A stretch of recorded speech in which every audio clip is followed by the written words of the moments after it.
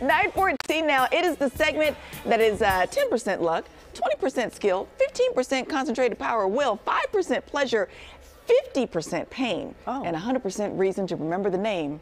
Choose the news. That's right, guys. If you have missed this, and it has been a long time since we've done this, it goes like this. I give you guys hints about his story, kind of like headlines of the story. Based on that alone, you decide which one you want me to do. It's like a choose your own adventure news segment. I like adventures. Huh? We do like adventures. Okay. Are you ready? Okay.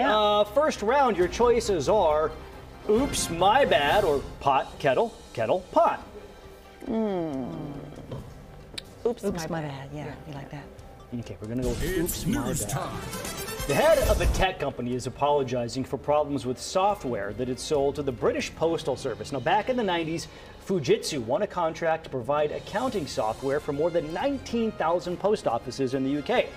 Now, when you get accounting software, you really want it to do one thing: count money accurately. Yeah. Well, Fujitsu software didn't do that. Now, selling a product that doesn't do the one thing it's supposed to do is bad, right? But imagine having to go to jail because of it. No, not the Fujitsu execs, the postal employees. Now Nearly 1,000 postal employees were prosecuted for theft when the Fujitsu software showed money missing.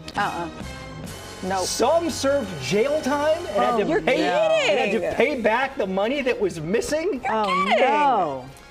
Now the head of the British Postal Service says they don't know what happened to that money that was paid back, and they admit it may have gone to the executives of the Postal Service. It went to the executives? Yes. Okay.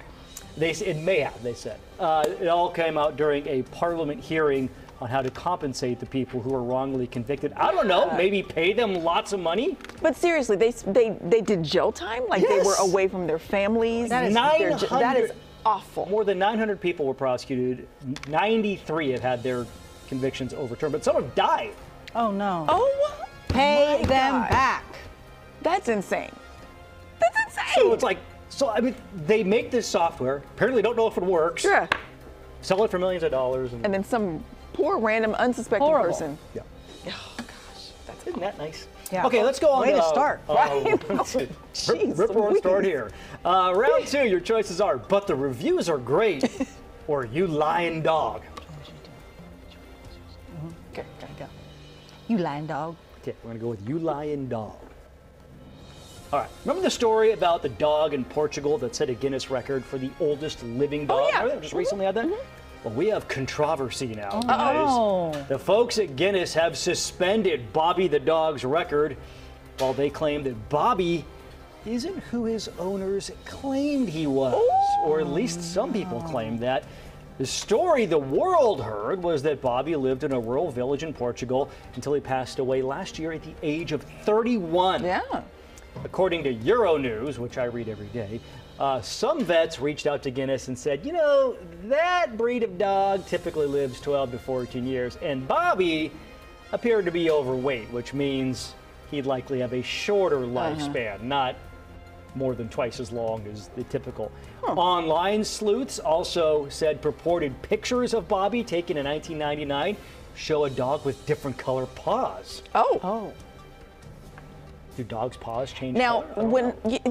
like when they're very young, they don't have the same colors and markings as they have once they get a little older. 7-ish. Oh, yeah, he should have been, Wired also did a, quote, totally serious investigation, they called it, that found Bobby is registered in the Portuguese government's records, but that the information is reported by the owner, so there's really no way to verify it. Bobby's owners, though, maintain Bobby's story is legit. Here's what I wonder.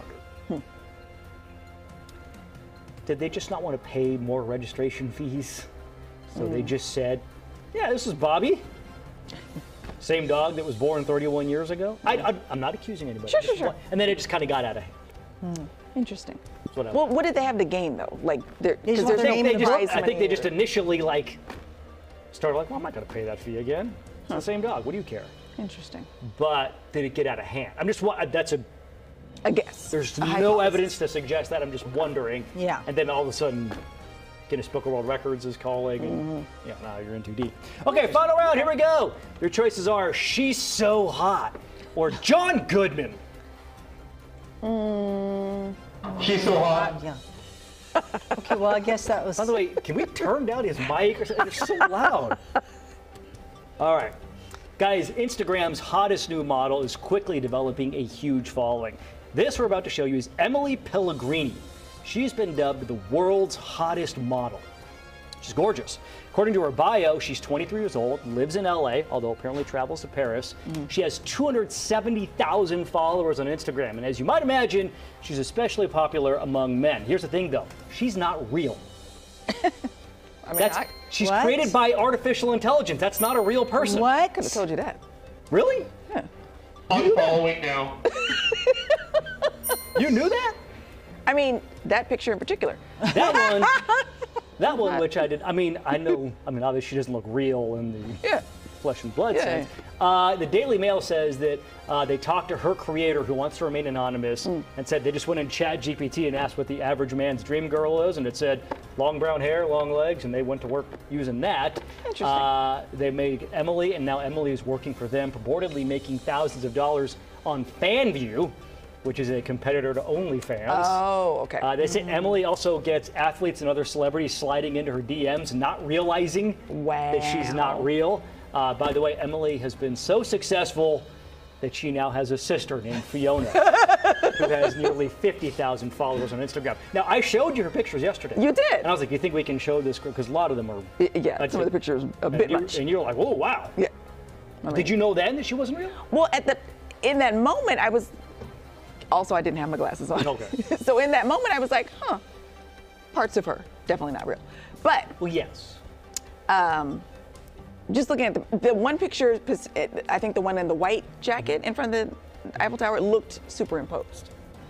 So it's I- not that she necessarily didn't look real. I always but look for like picture. the extra fingers or something. Oh, yeah. in AI, but all right, guys. So that was Tuesday. Yeah, that one. Yeah. In the next hour, we are. But there's videos too, by the way. Oh. Where she talks, and it's bizarre. Really? Yeah. That's the creepy. next hour, we're gonna have the leftovers, which are the stories you did not choose.